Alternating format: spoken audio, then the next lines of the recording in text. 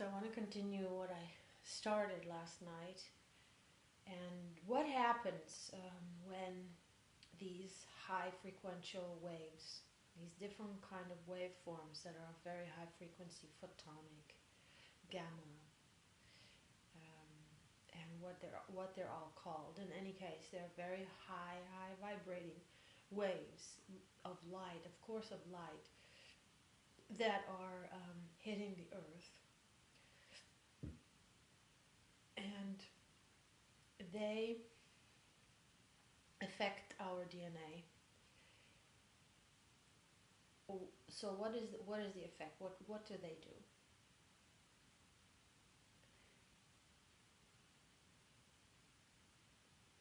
Every vibration within us that is in harmony with them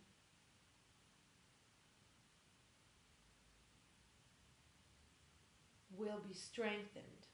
And of course we also receive all this expansion and of consciousness through these waves as they are entering, as these vibrations are entering, of course, the planet and our DNA.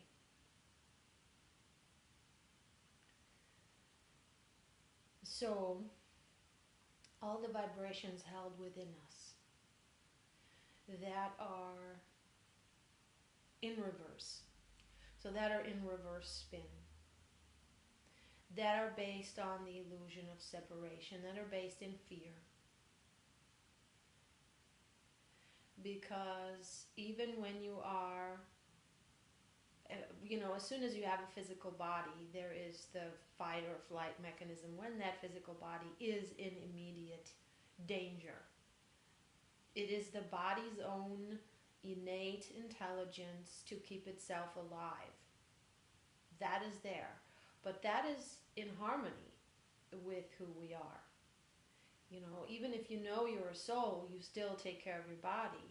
You still take care of your body. But you're not afraid for it. That's the difference. You don't walk around in your unconscious with a low vibration coming from fear for your life. You don't have that. When you truly recognize who you are in this body and why you are here, with that, hand in hand goes that you lose all fear. You lose all fear. Because you understand, you recognize how everything is here. Everything is here. Meaning everything orchestrates in your life to wake you up. This is when you are on the awakening, on the ascending path. Now, for, let's say, those that are, it's always all the concoctions in between, how many percent harmonious, how many percent disharmonious, how much percent light, and how much shadow, which means how much awareness do you have of your mind, of who you are, and how much are you asleep. These are all synonymous. This is all at the same time. It stands at the same time. And what happens to the, let's say, 51% frequency that is in reverse, and these high frequencies are coming in, or what happens to any of the lower frequencies that are in reverse within us that haven't come back yet, that we haven't been able to integrate yet. They're still hanging out there in the shadows, those vibrations, keeping us low, keeping us dialed into lower frequential timelines as well, lower frequential experiences, the world, the way you perceive it, your whole framework. It's keeping it lower, whatever is in our subconscious that is in the reverse, that is compressed, that is in pain, that has not been resolved. Come back home. Come to full circle. And that also means that it's in the unconscious, because the consciousness, your nervous system, your awareness, so your conscious mind, has to be ready to receive it. And even when it's not completely ready, when we get triggered and we feel it, even if we suppress it again, even if we fall in that process, we are not completely immediately awake to it. But there is, every time it gets triggered, there's a little bit more recognition. There's a little bit more aha. There's a little bit of it that surfaced that got liberated. A little bit got liberated. And every time it comes, we get more aware of, why did this happen to me? What's about this feeling that's getting triggered? Why am I feeling bad? And the completely identified and unresolving, but it always resolves a little bit. That's the thing. It's like sticky paper or tape. When you have it on a window pane, let's say, that's the filter in front of our perception. Every time it gets triggered, this gets pulled off once, even if it's just for 1 second that it gets pulled off, even if it's just for 1 second that we have awareness within those negative emotions, within that charge, within that trigger. If there's just 1 second where the mind is still, and that happens oftentimes when we're overwhelmed. There's that 1 second where we go like that, and the emotions are there before the story kicks back in, and that was then released. That could be released. So that's why it comes back all the time. This, maybe different situations, but the same feeling gets triggered. Oh, there. Now I feel, for example, what's it called? Powerless, yeah. Okay, so overpowered and powerless. That's a very common one, and this can come from many situations. This can come from situations working with institutions, for example. Just working with the whole system, paperwork and so forth. Being overwhelmed by that and feeling powerless toward the system. It doesn't always have to be triggered in a personal one-on-one or with other people. It can also be with the system itself, with institutions. Of course, you are dealing with people doing their job and so forth, and usually it is with people that trigger, but I'm just saying it can also be, it could just be even your mind. It can just even be your thoughts that can trigger you, just your thoughts going down a spin, and then it triggers you, or your thoughts going down a spin. You are not even aware of how it's pulling you down, into your subconscious, the vibrations in reverse. And of course, what these vibrations in reverse, they are pulling energy from you. They are pulling the energy out of your system. But then I also say it's the compressed. They can't go home. Yeah, it's like it's pressing it down into the lower densities, where then it is. You can say it's feeding the pain body. You can say it's feeding attached entities of lower frequencies that are in the realm of the unseen for us, and what we call the Bardo realm, the lower frequential Bardo realm. So, but you don't even have to go there. You can just stay with the understanding, also on a completely psychological level, you can say that these compressed energies are in the reverse.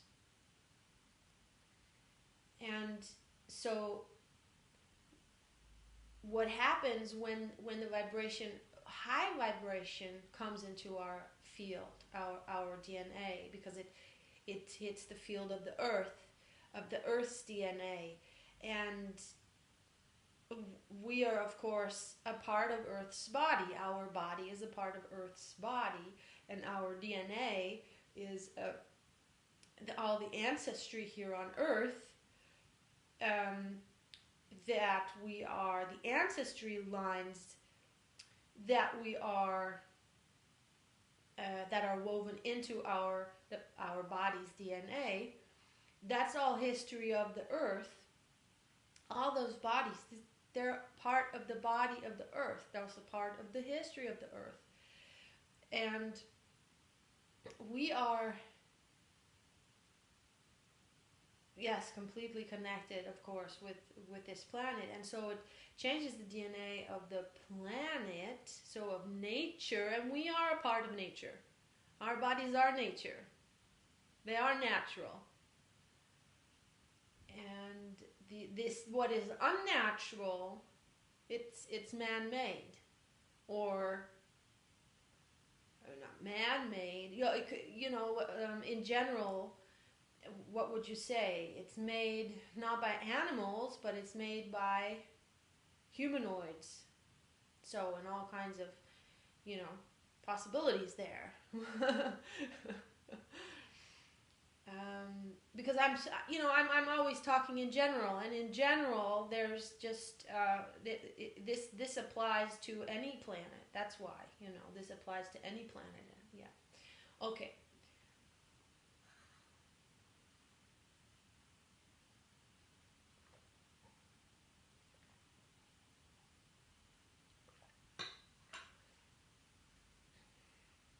So what happens? Here we have the reverse, and here we have the top. And the top spin now gets faster. The top spin of our Merkaba, because the top spin is now these high frequencies come into the DNA, and so the top spin gets faster. What happens then to the bottom spin?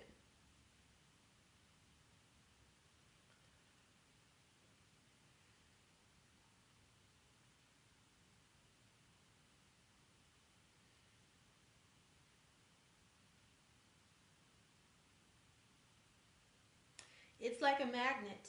The top is getting stronger. It means that the uprising power, the ascending powers, the uplifting powers, that magnetism is getting more powerful than the pulling down, the lower frequencies. Those frequencies that are holding us in lower frequential timelines. So, if the ascending power, the uplift, gets stronger, what happens? Whatever on an emotional, energetic level, it gets triggered, it comes up. You feel it. It's like it's coming to the surface.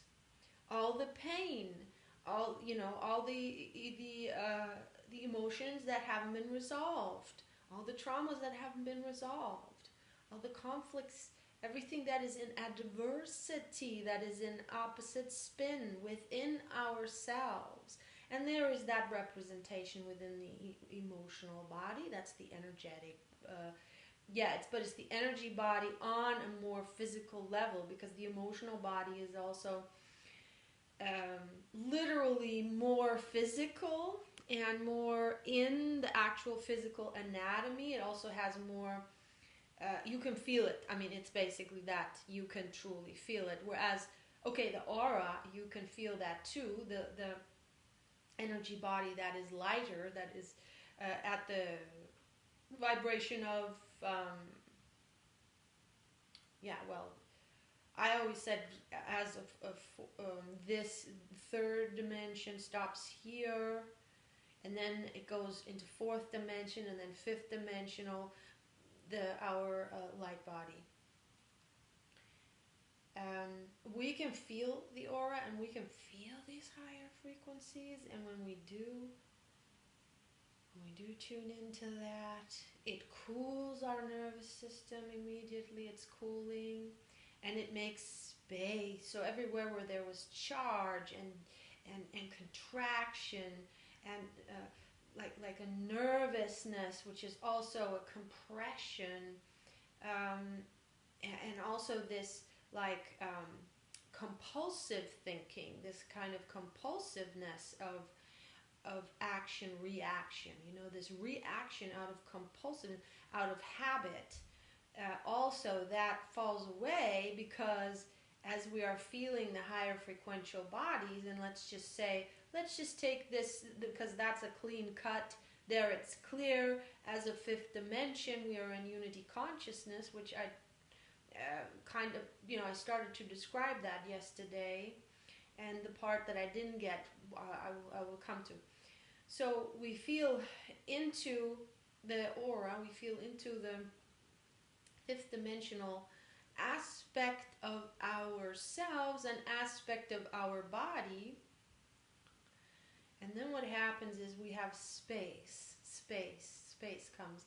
So if there's a compulsive thought, let's just say there's a habit of the mind, it hasn't been completely consciously completely seen through yet, it's still this tick that's going on, this habit, because there's a little bit of stickiness still to it. It's not completely seen through, so there's no more stick, and it just, flies off, so to speak. It doesn't really fly off. It can't hold its structure anymore. The structure disintegrates and goes back into its building blocks, which is energy. It goes back into neutral energy. And guess where that goes? That goes then back into your that energy goes back into your energy body. So actually what saps our energy is the negative egoic mind, the mind that is based in the lie of who we are, and that is identified there. That is sucking our energy. But then this gets, of course, exasperated because it lends itself to being exploited. It actually is a feeding trough for the demonic entities, the entities stuck in the bardo, not the ghosts, the demonic entities, just like the parasitical entities in our body on a physical level that suck our energy and that create distortion and mal-being, and there are also those that are they have a kind of a form on their level of existence, but they don't have a physical body, and that's where they attach, and then they can exacerbate the whole, keep it going. They keep it going, and they also, anyways, didn't want to go there.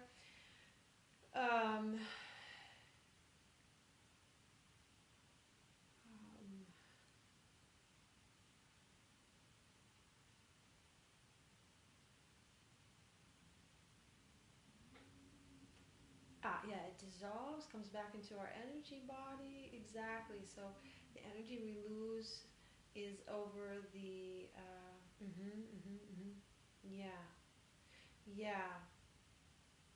But you see, we don't have to fight the shadow. That's the thing within us. We don't have to fight these, demonic beings. We don't have to go against them, because that would just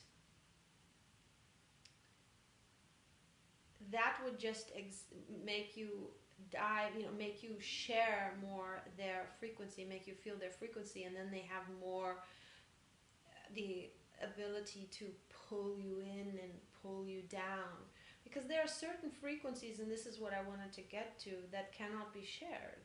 And that's the big difference. It's like a demonic entity could never, once you're in fifth dimension, once you're completely ascended to fifth dimension, but not even, you don't even have to be that far along. I mean, you can even be quite well into 4, and at some point you don't even have the capacity anymore to feel them. They have no way to reach you because the gap is too wide. Because you have no more docking station, you have no more in reverse spin. First of all, why would they want to reach you? They wouldn't want to, because they only dock onto the feeding troughs. They only dock where they can feed, obviously. But if there's no more spin in reverse, if there's no more this reversed energy being leaking out, then there are no parasites. If there's nothing in your body that parasites, first of all, can, or parasitical organisms, there's nothing in your body that they can feed off of. And if your body vibrates at a certain height of frequency, like my friend said once, it's like penguins in the desert. They don't migrate, they don't go there, I mean, that's a very nice analogy, I know, that I just made. I know, it's, yeah.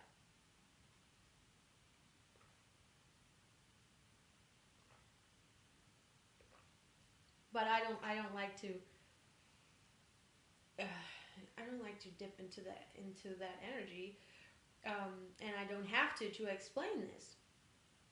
So, but there's always this side that to know this, to acknowledge that this is happening, that there are parasitical organisms, that there are demonic beings that have a huge effect, because there's so many of them. This is important to recognize, just as important as it is to recognize your own shadow. To understand is very important, or actually with understanding, that's the thing. Once you understand this, you don't give your power away anymore. Because you understand, and this is the thing, when you know what a demon is, you can't be afraid of it. If you're afraid of a demon, you don't know what a demon is. And you can, of course, only know what a demon is if you know what you are and who you are in relation to a demon. Because otherwise, what is demon if it's not in relation to your perspective, who you are? And once you understand that they absolutely have no power, and that's why they have to stay in the hidden. That's why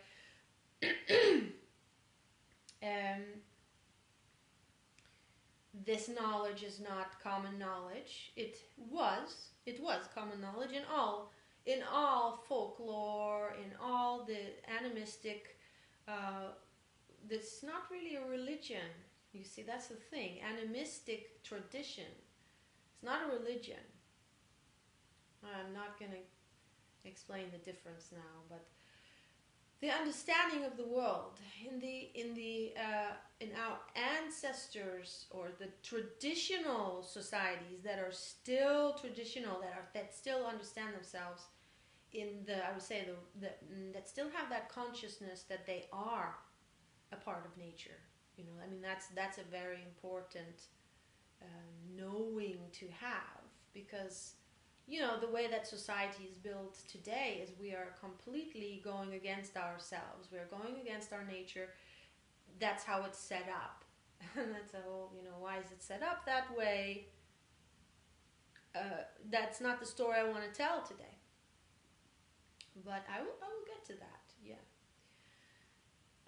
Yeah, so once you understand that, you also know. And for example, there was a time in my life when it all of a sudden it started that I was being that I had this at when I would fall asleep, like the Dementors in Harry Potter. When I would fall asleep, there would be a dark, some kind of a dark entity that would sit on me, and I was paralyzed, and then I was paralyzed. I was paralyzed in fear, and then I would be lying there for I don't know how many hours in fear, and that being would be feeding off of me. And it was just absolutely terrifying. It was so terrifying, and I didn't know, I didn't know how I could get out of that. The very first time that I had that experience, actually I already had it as a child every night, but there I didn't. So it wasn't that they were sitting on me. I was just terrified every night. I was terrified every night and it didn't come at that time. It didn't come from movies. It was just that I had this sense that there were these. Every night these beings would come, and if I had only a piece of my skin exposed that was not under the covers, they would have access to me. And it was always that then it would be just terrifying, and they would feed somehow. This feeding wasn't there in my mind yet, but I always had the notion of a vampire, always the notion of a vampire, even though I wasn't afraid that they would actually bite me and suck my blood, but it was something vampiristic. And so I was living at that time in a country that was very hot, and anyways, I would sweat like a bear, and still, all night long, I would be under my covers like this, the sweat just dripping down my face.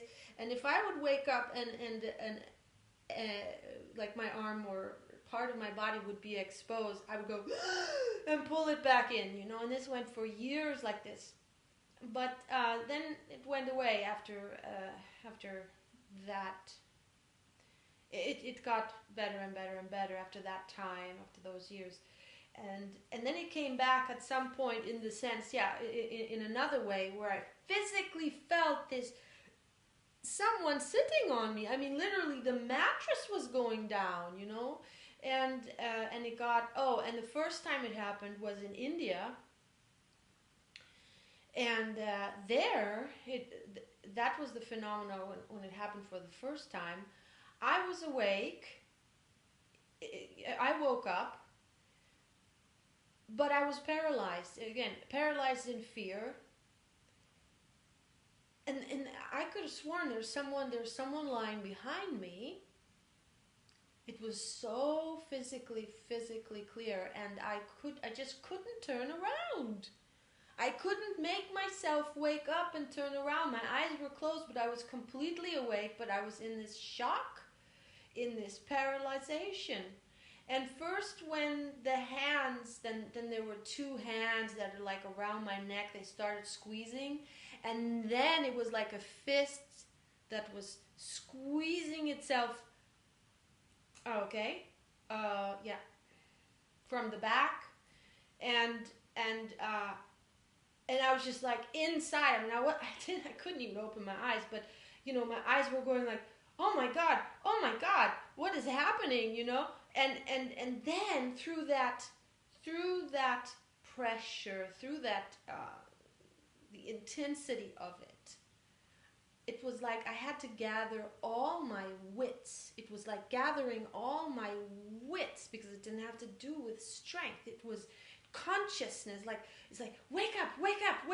You have to now, you have to stop this right now. You have to stop this. So I gathered all my wits, and it took a while. It really took a while to gather all my wits. And what was I gathering them from? From being paralyzed. And what was the paralyzation? It was fear. It was fear. And the reason that happened was that night I had woken up in my room from pots this is India, so pots in the bathroom being moved back and forth, and it's completely dark, and there was no light I could just turn on. I had to walk, to the opposite room to turn on the light. So already there, my fear was triggered. So somehow there was also a lot of fear in my body, and that triggered it. And I was lying there, okay, what am I going to do? What is that? A rat in my, room? Or what is it? If it's a monkey, it's cool, but I don't know. Monkeys don't really at night go into bathrooms. This would be more likely a rat. And I was lying there in my room like, what am I going to do? Oh, I hope it goes away.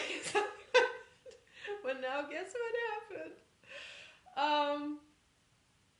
The sound went away, but whatever it was hadn't gone away. And all of a sudden, something jumped on my bed, and I felt something furry here. I felt something furry. And in that second, I jumped up. And luckily, because I didn't have any clothes, it was very hot. Yeah, this is India. It was in 1 second. I was from my bed to the door. Luckily, I had the sarong there. Took the sarong around me, opened the door, and then turned on the light, and I couldn't see anything anymore. But my whole body was already in so much panic. And then I didn't dare to sleep there again, so I slept outside on the porch, and this was in an ashram. But you see, this was an ashram. I didn't know everyone there and the people who worked there and so forth, so it wasn't like a place where I would, it would be actually a place where I could feel safe, but I didn't, and there was all this fear in my body. So I was sleeping outside on the stone floor of my room. And that's where that happened, And so I was like, in my mind, it was like one of the workers was trying to rape me, One of the workers laid in, behind me and was just slowly starting to rape me. And so I gathered my wits, and then in 1 second, I had to imagine. This is the thing, like, frozen in fear for so long. This was going on for hours until it got to that point where it got so physically visceral that I really was completely convinced there is a person behind me, trying to rape me. Although I did think, how can he have 2 hands and then a third fist? That I was thinking, how is that possible? But so I had to imagine it. I had to imagine I have the power, and I'm just going to turn around and go like that any second now. So this was gathering back my power from being paralyzed in fear.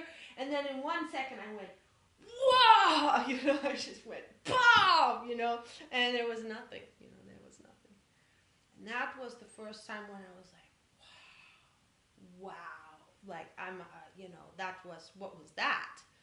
What was that? That was not my imagination. That was not a dream. So,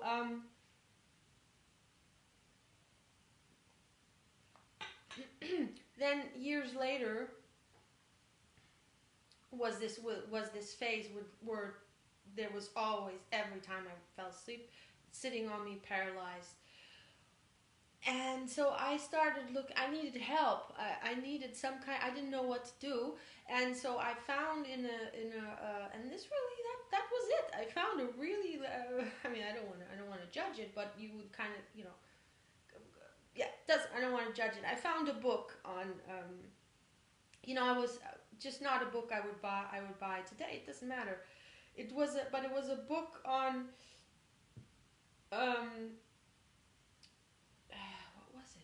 somehow dark entities, or was it written by a psychic or something. And it explains this phenomenon, and so it was like, when you read exactly what you've been experiencing, first of all, that's very, very empowering, very empowering. To understand what's going on is completely empowering, yes? And why I'm saying this is because we have to be aware that understanding the shadow, there is that fine line where we get drawn into it, where we get reabsorbed, where we, we have to see that understanding the shadow is liberating the shadow, and liberating the shadow is liberating ourselves. It's retrieving our light, remembering that part of ourselves. And it is also the same thing, let's say, if it were a demonic entity attached. I don't know if this would kill them, but at least it takes it severs them from you. They cannot feed anymore. They go somewhere else if they have that. For some, maybe it is their dissolution. It is their demise. And this is the other thing I want to say is that the same thing, like what does the immune system do with the parasitical organisms? If it can, it will kill them, because there is no healing of them. They are the fallen ones. There is no healing.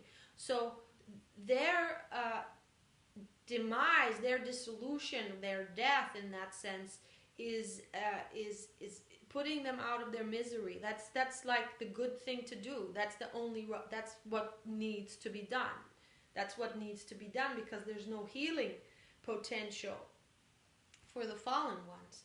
And so even though death really is an illusion, doesn't exist, because the fallen ones, what makes them animate? What keeps them alive? Of course, the feeding keeps them alive, but what makes them alive in the first place? Like, what would...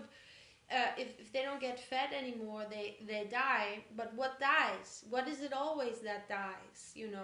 It is really a dissolution of illusion. It is the shadow that gets dispersed by the light.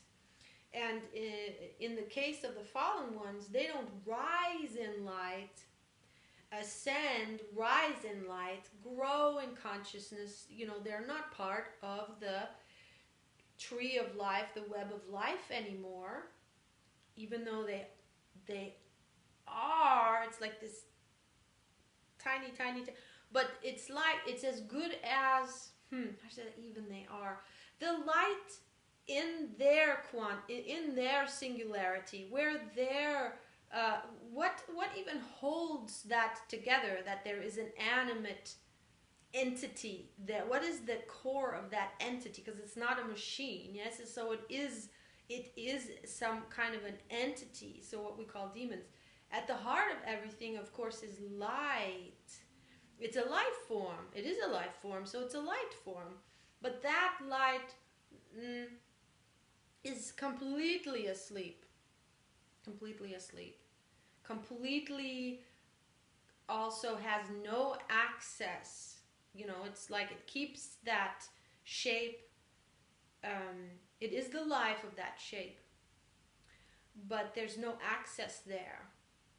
So as soon as that shape cannot get fed from the outside anymore, there's no access to the quantum of light, then the quantum of light just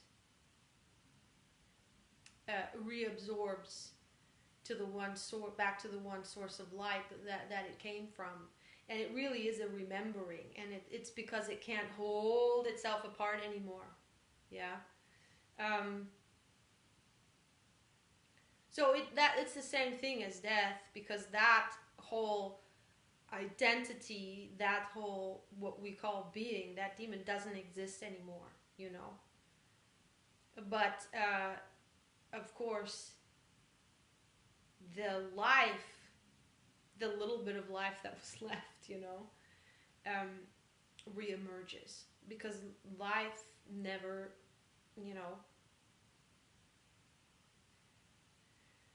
it just is. Okay.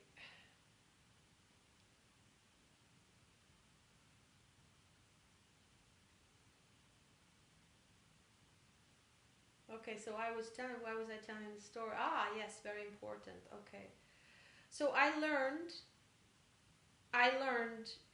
about this phenomenon of the dark entities, sitting on us, and then we get paralyzed in fear, and then they just feed. And what I learned from that book was to send them into the light somehow, and tell them you're not welcome here, you're not allowed here. And also what the book did was it assured me of my own power, that I had the power, and that they only have seeming power when they get us to be afraid, when we are afraid. And so this was something over the next years. I had these experiences, and they were all extremely unpleasant. They were extremely unpleasant every time. But at the same time, it was such an exercise and a training, and also becoming aware that okay, I won't jump too far in one bit. So what I learned, it took a long time, that's the thing, but I noticed every time it happened, after I had the information that resonated. This is the thing, is information has to resonate with you, so that resonance happens in the heart space, in with your soul. That's resonance.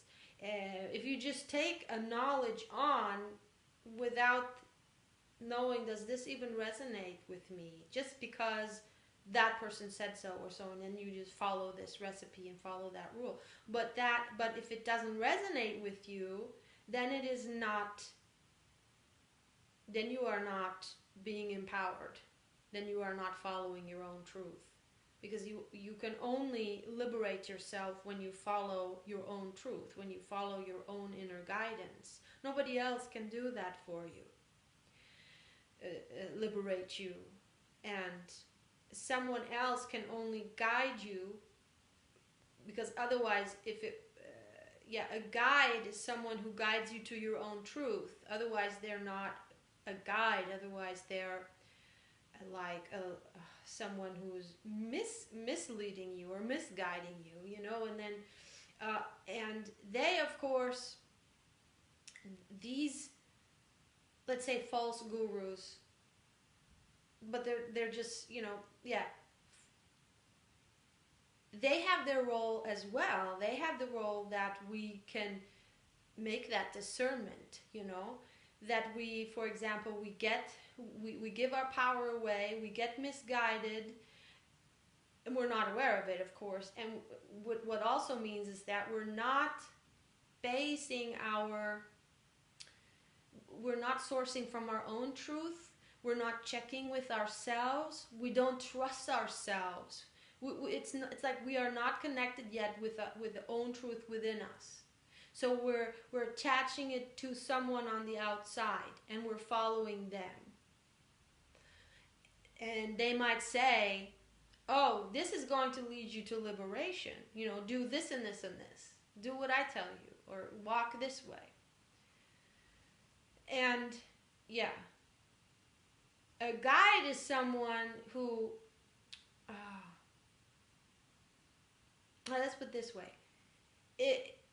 You follow them,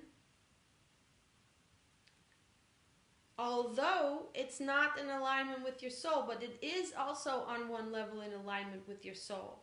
So you follow them although you don't have the resonance factor yet. But how can you have the resonance? How can you get back into this consciousness of trusting yourself, get back to yourself, feel yourself again, trust yourself again, notice resonance, notice the inner guidance that says, don't go there, don't do that,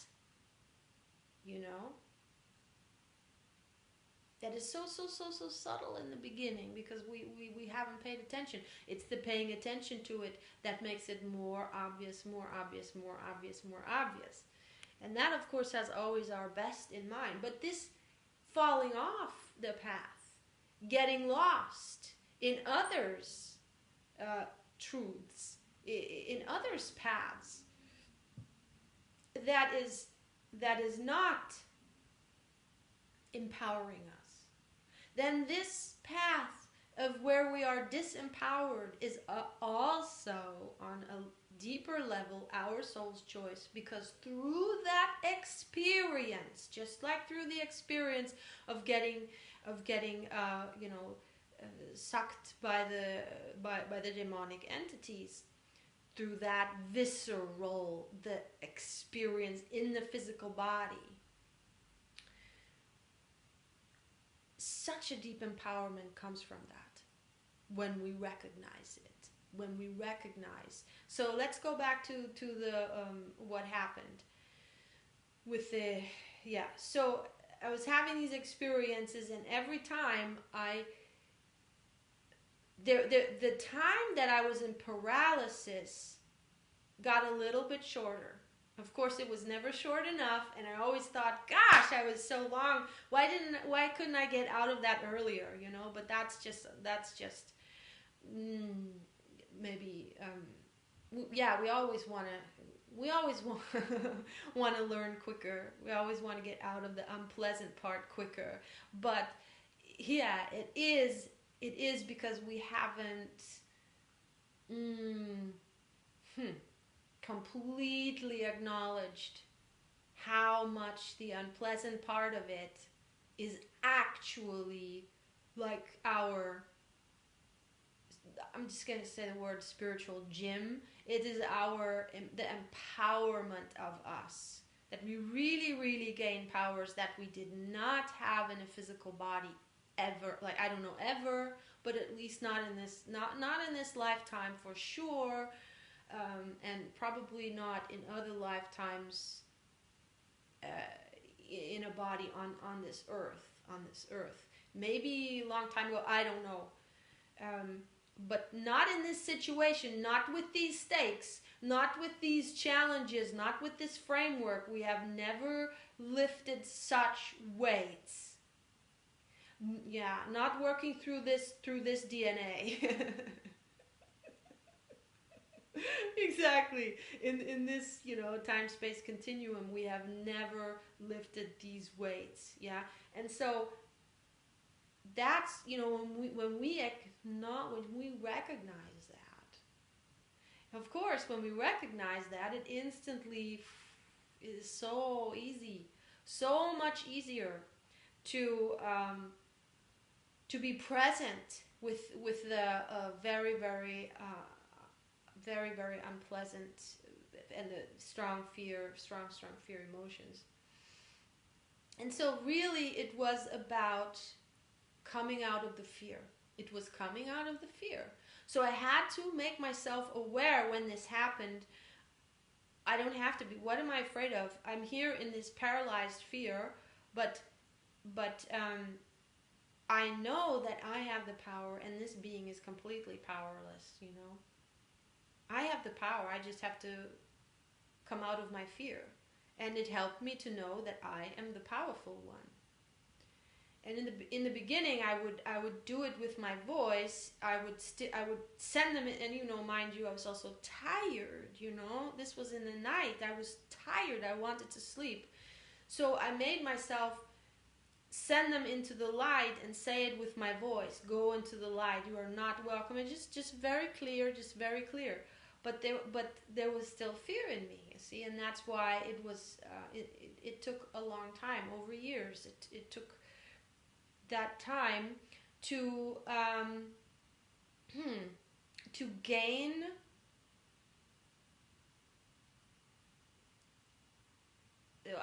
to wake up, really to wake up, and to gain, to that, to instantly what's going on. And the last time it happened was like year and a half ago or so. And that was like the biggest one ever that came to me.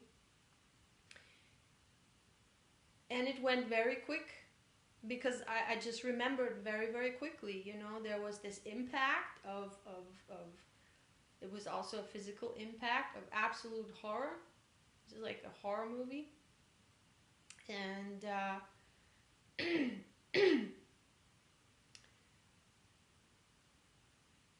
there was already so much of me, and this is why I'm talking about this, because it's all connected. It's all one thing. It's all connected. There was already so much of me in the know, you know, knowing what was going on, what this was, and so that I could switch immediately. What it was that I woke up immediately. Like I could say, oh, wake up, this is a bad dream, wake up, you know. To have my wits again, and that happened within a second.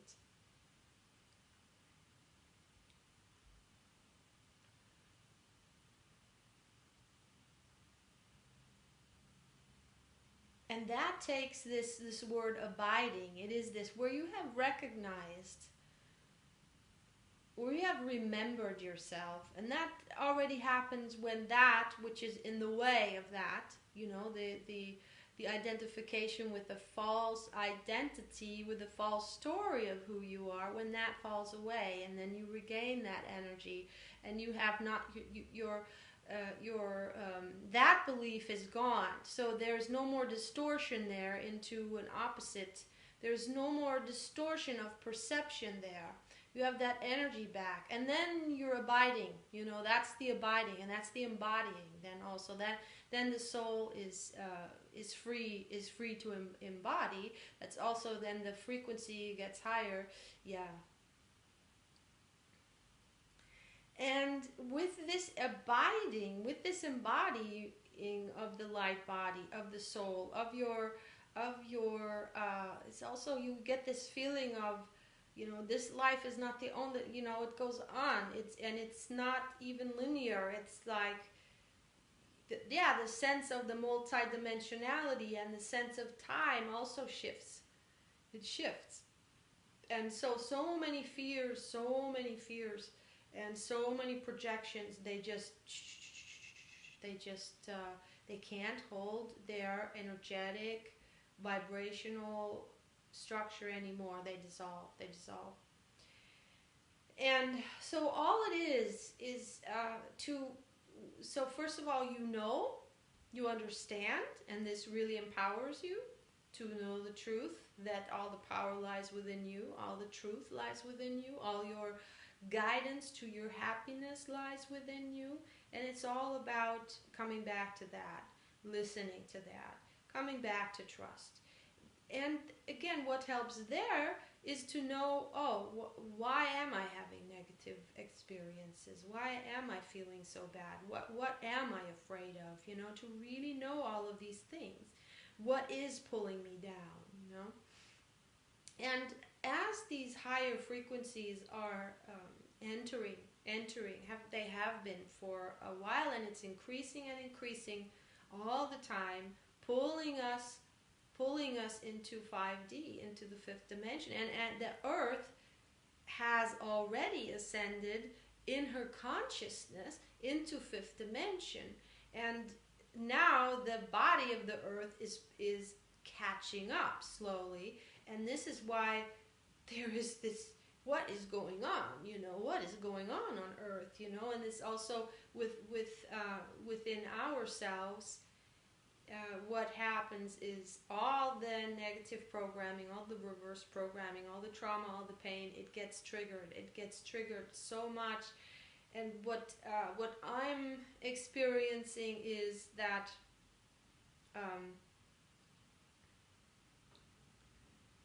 there are just, it's almost like flies coming at me, you know. There's like a pestering fly that just comes out of nowhere, like negative thoughts, and they're not mine, they're not even mine.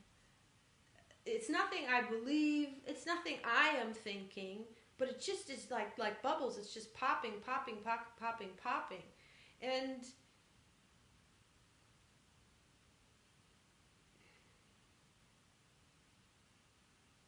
it's a phenomenon. Yes, it's a phenomenon. So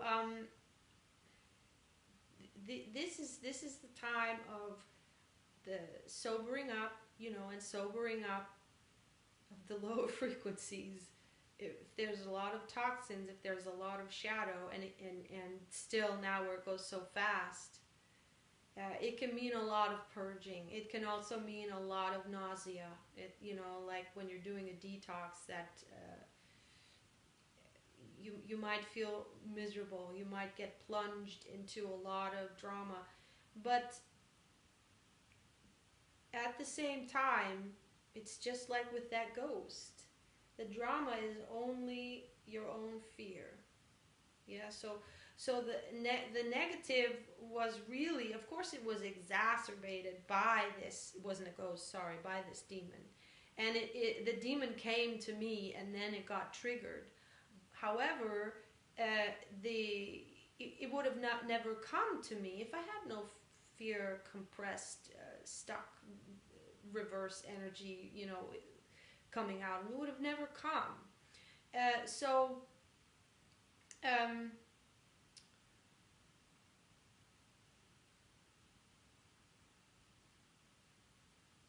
Yeah, if we know what's going on, if we know what's going on, that this is a time of sobering, this is a time of healing, this is a time of mending.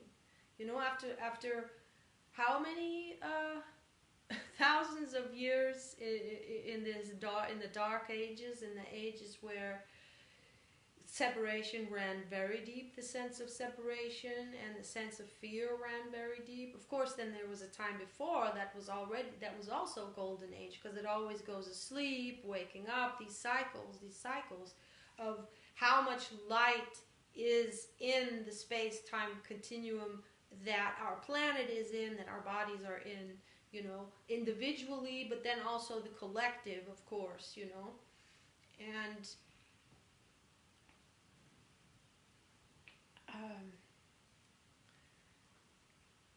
so for some people, it may seem like things are getting worse. Things are getting worse, things are getting worse. But if you understand that in reality, were things getting worse when the demon came to sit on me? And I was in this panic and paralyzed, and it was a horrible experience. But were things getting worse?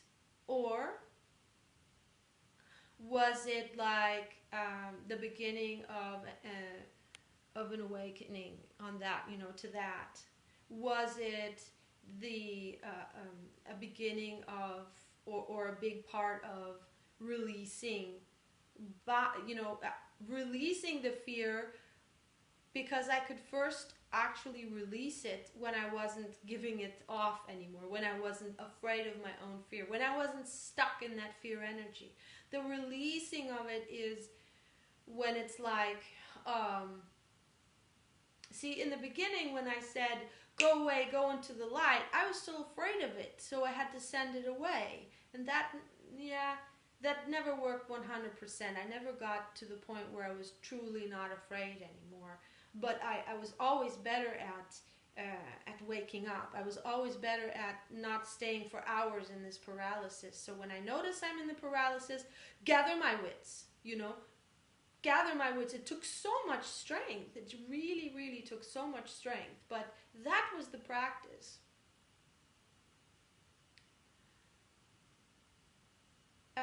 But coming out of that, now, there is a liberation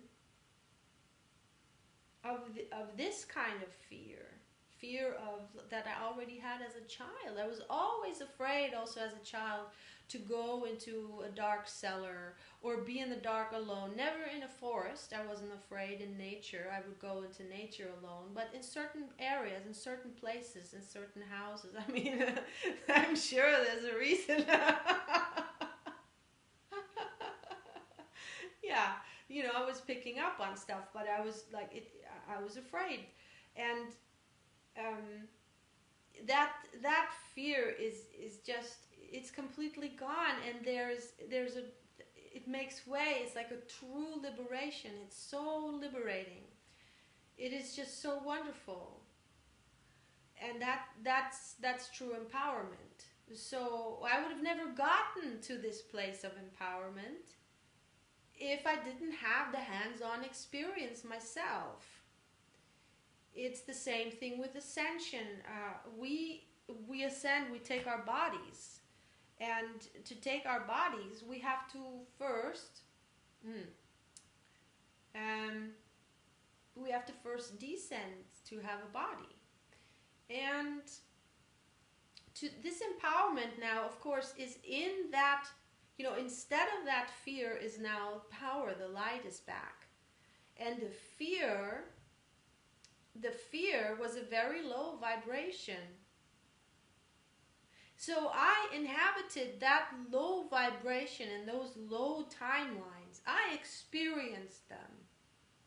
I experienced very, very, very low and dark and sad and experiences. And most of them, well, let's just stay with that. Now let's just stay with this experience with the demonic entities. But even all the rest, most of it is resolved. Most of it has been able to be resolved. And so all that I inhabited, which I also remember, but I don't like to go there, and there's no reason to remember it. Like, I remember, that happened, but I don't like to remember, what was that like, because it was terrible. But what happens is now I traversed that huge gap, or that huge, I went from a very, very low frequency to a high frequency, and that's visceral, that's embodied, because I experienced that in a body. And that's what empowerment is. It is light inside the physical. And that's light experienced. That makes you full of light. That makes you powerful, full of power. And that only works experientially. So if you know this, if you know that every single awful experience that you've had since childhood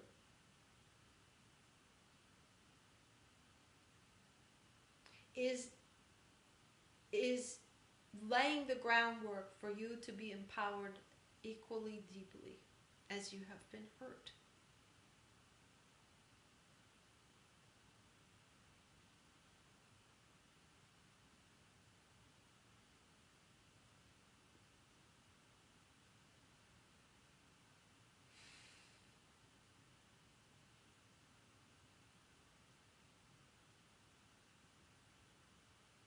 It's because you are ready to be empowered that deeply.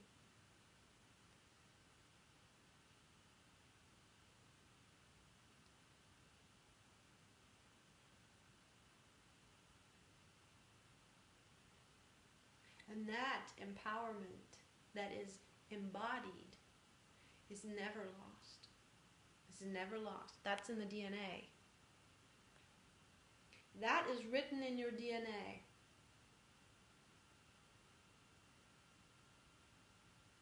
You take that into all future incarnations. That's what this is about, this evolution. That's what this journey of the soul is about too. Is to embody as much of its soul, always a greater soul body, always a greater light body, integrated into the physical body, always more light, brought into the physical body. Always more scope of consciousness, more deeper understanding. You're able to, for example, be physically in a world, visible, sharing space, interfacing with people that are of lower frequency, even in a world where there's very low frequency, and yet you are of very, very high frequency. And your body is of high frequency, so you're inhabiting a very high dimension, but in a physical body. And that's so powerful, that's why beings such as Jesus were so powerful, because he was in a physical body, a very, very high density being. At least sixth dimension. He was at least sixth dimensional being at that time, because he was called the Christ, and as of the sixth dimension, the light body, Merkaba, spins so fast and has that much light that it is called the Christ.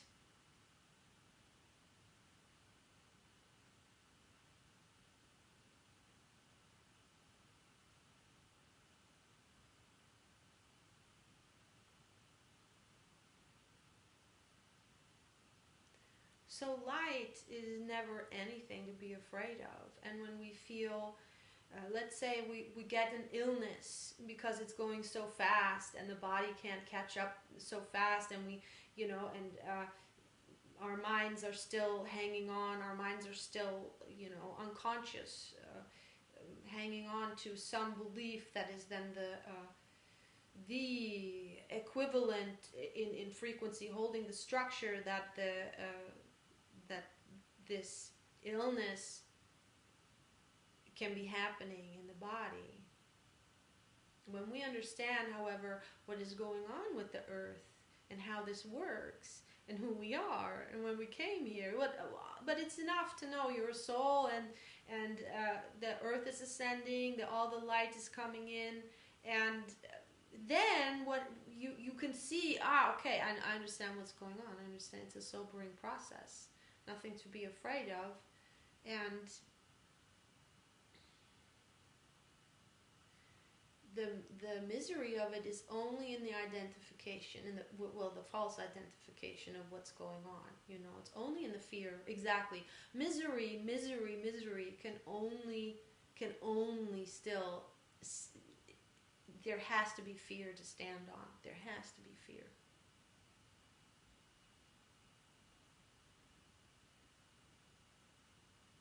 And there's so much, all of it, all lends itself to that fear. Oh, there's a reason to be afraid of. That's a reason to be afraid of. That's something to be afraid of. That's something to be afraid of. The mind is matching. No, well, you already have this fear frequency, and then it matches. You see the match in the outside, and the outside story. And there's that representation on a vibrational level in your body as well.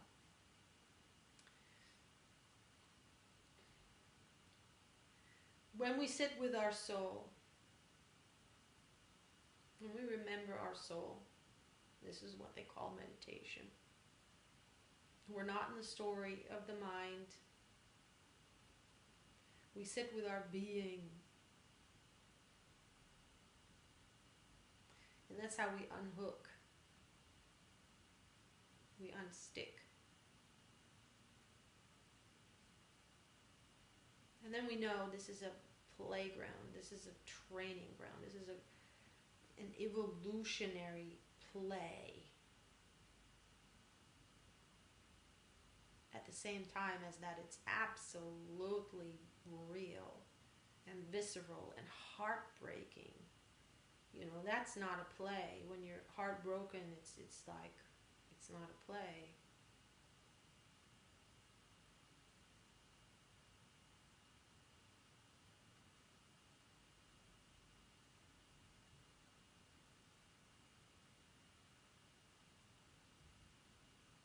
you go through these emotions, your heart has to be broken.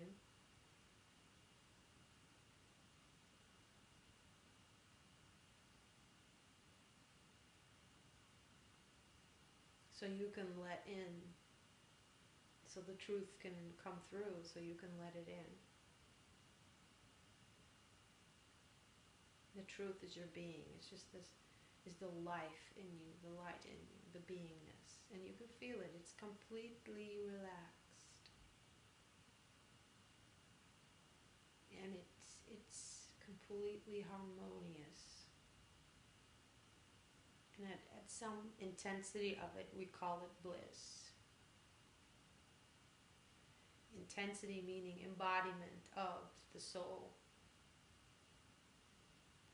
Embodiment of the light body becomes very, very blissful, because all the organisms, physical organisms, trickles down. It trickles down, and they lift up, and it trickles down, and so the light becomes more embodied, and that's what we call bliss. Light and spacious. Seeing and understanding.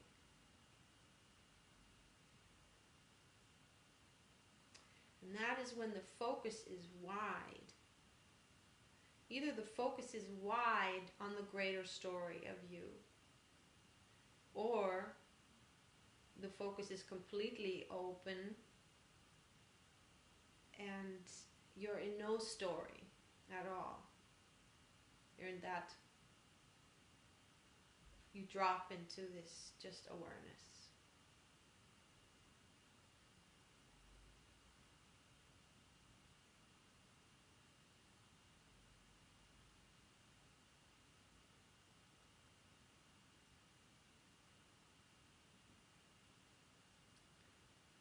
So what has more magnetism?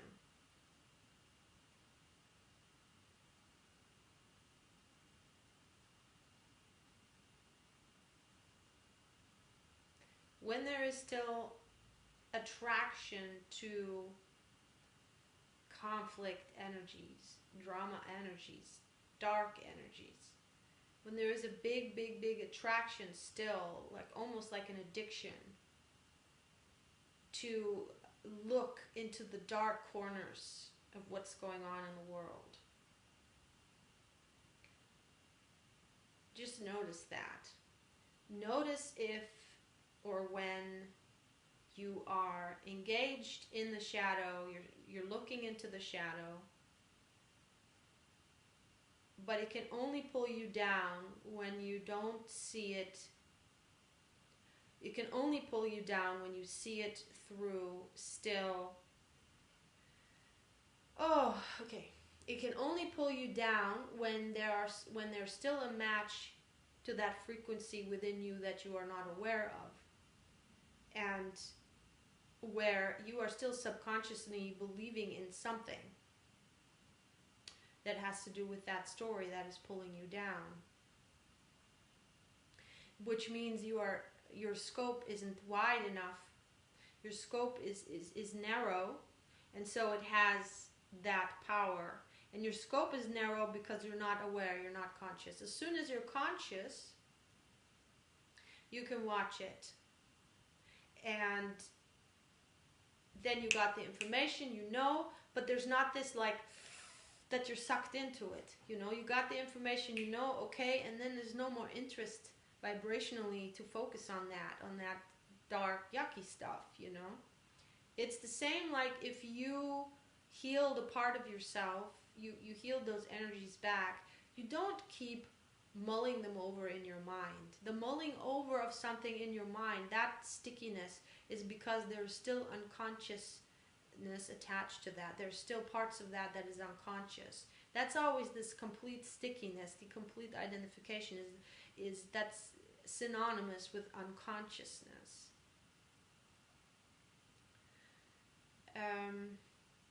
Also, to of course shift what we don't like to see in the outside, to shift it is to shift our own vibration higher. Then we are literally inhabiting a higher vibrational reality, a higher vibrational space, a different dimension, and we see different things. For example, the other day I went on a walk, and this is a park in this city, and it's very, well, I mean, this is relative, right? I could say it's very dirty, or if I maybe were someone from the Philippines or so, they would think, oh, it's so clean, you know, it's all relative. So I can see the trash people throw there, and it makes me sad. Or I can, well, it's not like I try not to see the trash, but to let go of that inner judgment of that it pulls me down, that it's something bad, you know. So that there's that awareness in me that I get pulled down by it all the time. But then, you know, to remember to, okay, I don't want to be focused on this. Let me just stay inside of myself and just enjoy what is so beautiful, the trees, you know. And I went and sat by this little creek that runs there. And there was this little waterfall, and in the waterfall there was trash. There was plastic bottles and stuff in the waterfall. And again, there was this, okay, let's just look. Let's not focus on that. Yeah, I see it's there, but go within, and I just enjoy, you know, I can also close my eyes. I enjoy the beauty that is there. I'm not going to let that diminish it, you know, and the potential is there anyways of the beauty. And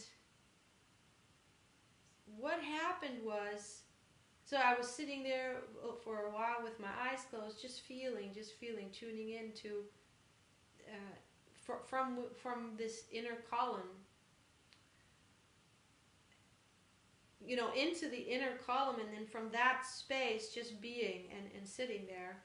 And when I opened my eyes for a few moments, and what I saw from this, you know, not looking down at the trash, what I saw from this was a beautiful tree, absolutely beautiful tree, and hearing the water flow.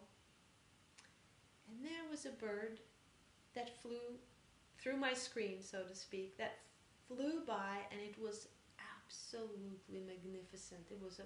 It must have been, I don't know what kind of bird it could have been, but it was radiant, luminescent blue.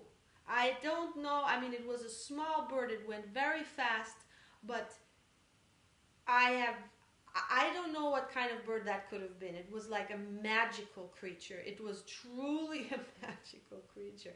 And the only bird I could think that it maybe was is a kingfisher. And those birds are rare, and I've only seen them once, also in a very magical moment. Like, it's like almost you see this bird, and it's like, this is not a dream, this is real, this magical bird, magical being here, and I'm seeing it. I'm here, I have my eyes open, and I'm, you know, because they don't stay long in one, it's very, very rare to see them. And that was, you know, that there you go. I mean, I was through my tuning in into my soul, into just my being, instead of being in the mind, my frequency got higher. I instantly understood this. My frequency got higher, and I interfaced with this very high vibrational magical being, and I could see it. Yeah. And so this is the thing. There were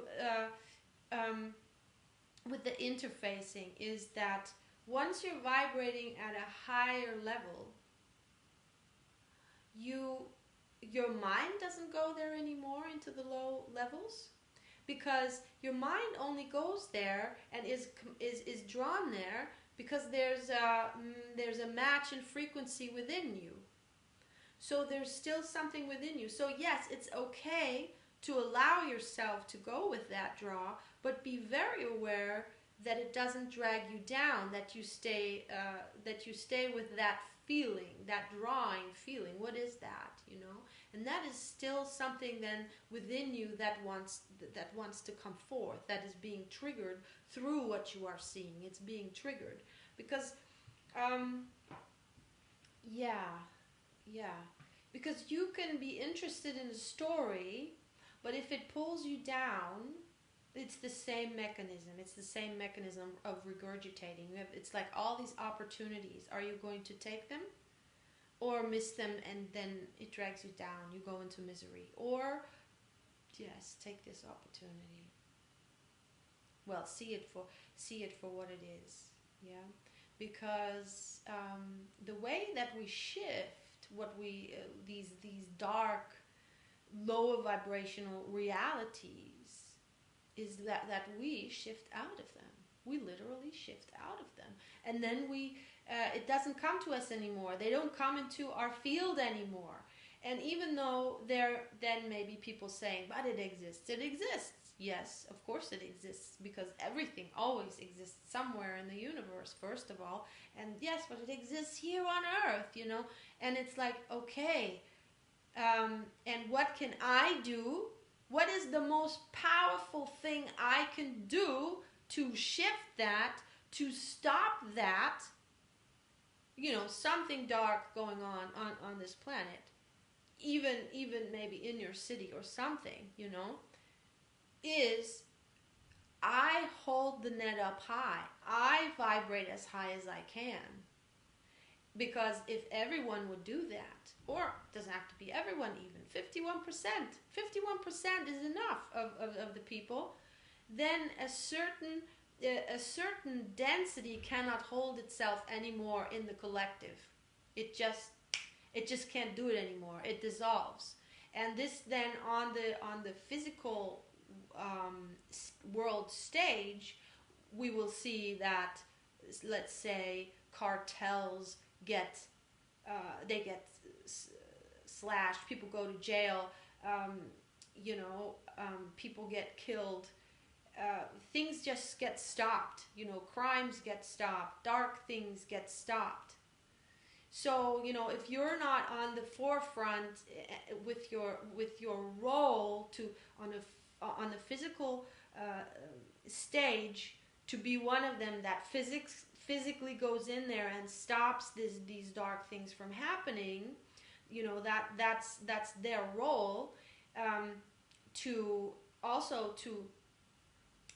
help ascend, to help the healing, to stop what is against life, really, you know, what is creating misery and what is pulling us all down, you know, what is pulling the whole frequency of the whole collective down. So there's those that take up the very physical part of it. But if that's not your role, then the most powerful thing you can do, also for all of those very, you know, courageous people on the front lines, to help them, is to not engage in those frequencies, you know, when you know something's going on, to not go into that and feel bad, you know, feel bad about it, because that's feeding it. That's like now you're a match to that frequency, and you already have been, because there's something inside of you, and now you're feeding that. Now you're regurgitating that. That's like being in the paralysis forever and ever, just feeling fear, and the demon is sucking off your energy. You know, is keeping you in fear and sucking your energy, and it could go on forever if you don't come out of your fear. And what helped me come out of my fear is always to know the truth, because the truth, once you know the truth, there's no room for fear. Like it doesn't matter what it is. Once you know the truth, there is no place for fear there in the truth, you know. And if there still is, then you haven't gone deep enough. Then you're still in the surface story of it. And of course, our souls, they're calling us back. They're getting stronger now with all this light, you know.